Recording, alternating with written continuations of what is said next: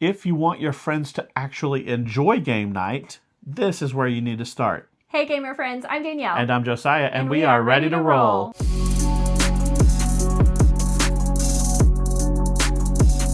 We actually had one of you guys suggest this video, and so we just wanted to give you a quick little call out. It was Staging Master gave us the idea, and so thank you for that. Yeah, thanks, buddy. So why choosing the right game for game night matters. Choosing the wrong game can absolutely kill a game night. And so we know from experience how important it is to choose the right game for your game night. Yep, for sure. Choosing the right game can actually turn people into board gamers. And so it's definitely important. And create epic moments. That is true. Memories that will last forever. That is so true. Yeah. So all of these things really boil down to knowing your group. The best game for you to pick depends on what your group looks like. So that includes player experience level. Are they newbies? Are they casual gamers? Are they hobbyists? You know, all of those things you need to consider. Even if there's a mixture, because sometimes we play with groups of all different levels of play. Like some people just want to play a game here and there, and then some people are into the hobby. That's right. So it definitely makes a difference. Absolutely. And also the amount of playtime you have. Do you need to play, you have a 30-minute window, you have an hour window, or can you play all day? Like that changes a lot about which game you pick. We have a gaming group that is willing to play like a really long game. Yeah. And then we also have a gaming group that we could never play a game like that with. Yeah. It would just not work at all. Yeah. Another consideration is how much brain burn can they handle? Like, is it a thinky group of people? Or are they more chill and they just want to like relax and have fun and be social? Right. You know, those are definitely some things to consider. Also, like we have found in our experience, like sometimes when you play like a real strategic game or you're real like long games, that finishing up with just a really light game, other people have recommended that and we've tried it and it just like felt really good. It does. There was something about it. It's a palate cleanser. Yes. You know, and it's a great way to end the evening. Yes. And so something like that might be a good thing for your group. Can't recommend that enough, by the way. Yeah. If you like what we do here, please consider giving us a like and a subscribe. We really appreciate all the help that you guys give us. We want you in our community, and we interact with our community a lot. We love you guys, and we want you to be a part of it. Something else that you need to consider is the feel or like the vibe of your group. Like, are they going to enjoy a cooperative game, or is it only competitive? Yeah. Are they serious? Are they silly? Yes. You know? Like you don't want to bring out like a really goofy party game on a group of people that really like to dig in and be strategic. That won't go over very well. Right.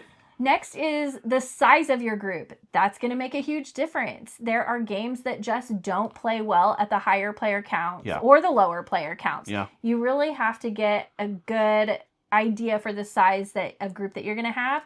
And I love that BGG does this. Like you can go look up a game and people have gone in and recommended the right player count. optimal player count. Yeah. And we actually use that sometimes when we're going to pick out a game. I'll go and see like, because we play so much at 2 that I'm like, is this game even good at 2? What do other people say? Right.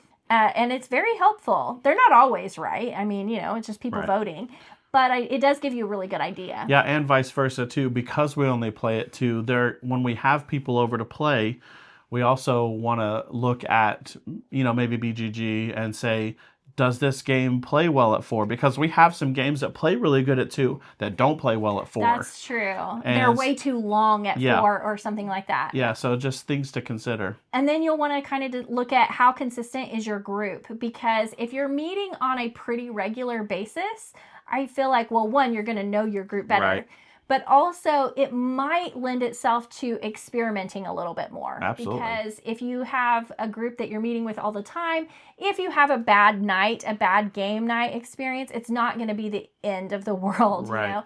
But if you don't get to meet very often, having a bad experience is kind of a big deal, and so might keep people from wanting to do it again. Absolutely. And so I think that definitely, like, how much can you experiment with this? Yeah, and also the consistency of your group can either open or close experiences. Like if you meet Yes. consistently, you're going to have the opportunity to play maybe campaign game style games or Yes, legacy that's true. games where you can't do that if you don't meet very often. Right. So that also is a factor. All right, some common mistakes that people make sometimes when choosing which game to pick is choosing a game that they love versus a game that will be best for the party or the group. Yes, which we have made this mistake Absolutely. before. It's like, oh, I had so much fun with this. I want to share it. Like, because you're excited and you want to share it with people. Yeah. And not thinking about who you're playing with and whether or not they're going to have a good experience. That's right. Another consideration is the complexity of the game. Sometimes we, as board gamers, enthusiasts, we forget how complicated games are for non-gamers. Right, that's true. It's called the curse of knowledge, right? And so things that we find simple and easy may not be simple and easy to somebody who's never played board games before. Right. So you absolutely have to think about that when you're choosing a game. Yes. I think the teach is something that's so important. Big And that's a time. mistake that people make. You have to know the game before game night. Yeah, It changes everything. it does. If you get with your group and you're like, you pull out a game and you kind of have to relearn the game, it It's a puts drag. such a damper on Yeah. game night. And that doesn't matter which game you pick. It's just a damper. Right. And also the amount of time that it takes to teach the game, even if you do know it. Right. Depends on the group that you're with. And you can't overlook the AP problem. Right. Because people have analysis paralysis, and you have to take that into consideration when you're choosing a game. Is this going to be one that will cause people to be who are prone to AP to take a really long time on their turns? Right. That's something that you just have to know, like, whether or not that's going to be an issue. Let's hear from you guys. Let us know down in the comments what you think about when you choose a game for game night, and let us know if we missed anything. We definitely would love to hear about it. And thanks for watching, and we'll see you next time. Bye.